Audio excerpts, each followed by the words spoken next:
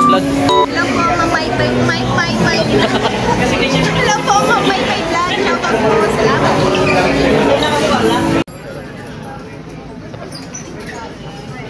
Hello po, Ate Maymay vlog. Shoutout po. God bless po.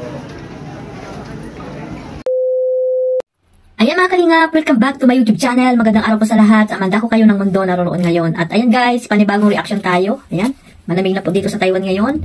At yung mga OFW po dito na nasa Taiwan, ayan, mag-iingat po kayo at malamig daw po next week. Ayan, kaya yung ano natin dyan, mga vitamin C. Ayan, wag po kayo magpapawala ng mga vitamins para po pananggalang no, sa sakit.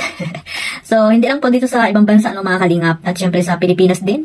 Ayan, mag-iingat po tayo lahat mga kalingap kung saan man dako kayo ng mundo naroroon ngayon. At syempre, shoutout po tayo sa ating founder, kay Kuya Bal, Ate Edna at Kalingap Rab. At sa lahat po ng mga ambasador, deputy at mga kalingap scouters na walang sawang tumutulong po sa mga taong naghihirap po dyan sa man dako ng lugar dyan sa Pilipinas. At syempre sa mga kasamahan ko pong reactor na talagang nagre-react po ng mga nasa tama lang, no? At ayan guys, supportahan lang natin guys yung mga dapat natin suportahan para po hindi po tayo nai-stress. So, ayun nga guys, no, panibagong reaction tayo dito sa live ni Carla. Ayan, wala pa tayong video na kukunin sa live ni Carla mga kalingap. At ayun, na nandoon tayo at ano no guys na siyempre suportahan natin guys si Carla kasi isa siya na deserve na suportahan bilang isang kalingap no, kalingap angels na tinutulungan ni Kalingap Rab.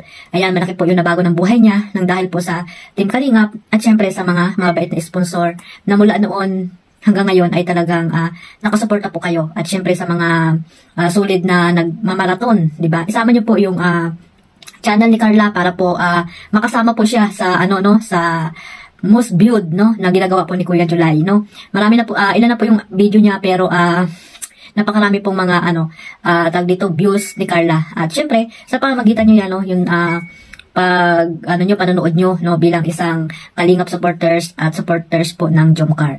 Ayan, at syempre hindi lang po si Carla no, yung mga upload din po ni Kalingap Jomar. Ayan, isama nyo rin po sa inyong pagmamaraton. Kung ano po yung pagmamahal nyo kay Carla, dapat din po ganun din kay Jomar kasi po magpartner po sila mga Kalingap bilang isang team Jomcar no.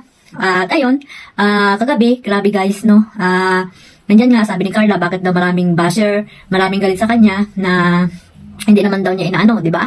Bakit galit na galit sa kanya? So, ayan Carla, no, masasabi ko lang, hayaan mo sila at dyan ka magiging malakas, magiging matatag sa mga taong mainggit sa puso, no? Sa puso na talaga namang grabe yung tawag dito, yung galit sa iyo, no? Na dapat sila yung magiging inspirasyon mo bilang isang tawag dito, estudyante no na tinutulungan ni Kalingap Rab at nasa isang community po tayo ng Team Kalingap. Dapat po yung mga Kalingap Angels ay suportahan po natin kung ano man po yung mga blessing na natanggap nila. Hindi po tayo yung maging toxic sa kanila, no? Hindi po tayo yung naiinggit sa mga blessing na natanggap lalo na po ni Carla. At ayan guys, no, kahit na napakaraming mga issue, mga binabatong kung ano-ano dito kay Carla, ayan po yung blessing po na talaga namang grabe guys, rumaragasa ang mapupulang palipad dito sa live ni Carla kagabi. At ayun nga, umabot nga guys ng kulang-kulang 100k no, 90k ata yung palipad ni Carla. So ayan guys no, ipagpatuloy lang ni Carla yan at alam natin na marami pa siyang marami pa siyang haharaping mga pagsubok bilang isang YouTuber at bilang isang Kalingap Angels. At ayun nga, meron na siyang channel na talaga namang yan yung pinaka-highlights no sa kanya ngayon. Dahil yung iba ay alam natin na ayaw na magkaroon ng channel si Carla. Gusto kasi nila kung anong meron si Carla, meron din yung mga ibang Kalingap Angels magkaroon din ng channel. So sana guys maunawaan natin guys no, dahil si Carla po ay sikat ngayon at syempre nag-iipon siya ng subscriber para po makatulong din po yan sa kanyang mga kapatid na alam naman natin na si Carla ay isang panganay na anak at breadwinner din po sa kanila na ngayon po malaki ang tulong niya sa kanyang pamilya mga Kalingap, di ba? Kaya sana guys wag po tayong naiinggit sa ating kapwa no. At kung ayaw nyo man kay Carla, wag na lang pong magsasalita ng hindi maganda mga Kalingap. Kasi ano ba si Carla? Diba, isa rin po siya sa mga Kalingap Angels na tinutulungan po ni Kalingap Rab hanggang ngayon. Sana guys, wag po tayong maging bias, no? Dapat po lahat ng mga Kalingap Angels ay suportahan po natin.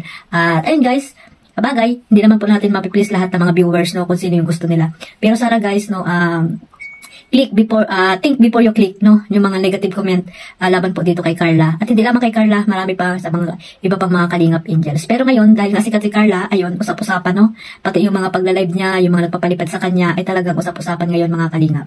So, ayun nga, inuulit ko guys, no, ang pagsabay po sa tawag dito, sa live ni Kuya Bal, no, mga Kalingap, yung alas 8 ng umaga at alas 8 ng gabi, yun po yung hindi pwedeng sabayan, no, mga Kalingap. Dahil si Kuya Bal na rin nagsabi niyan na kahit isang oras na yung kanyang oras sa pagla-live ay dapat po sa kanya lang yan para po sa pagsuporta sa kanya. So, yung mga iba pang oras na, halimbawa, hindi inaasahang pagkakataon na nag-live si Kuya Bal, at nag-live ka rin, ayun, pwede naman pong sabayan yan mga Kalingap at hindi naman po yan ang dahilan kung pagwawala ng respeto kay Kuya Bal Santos Matubang, di ba?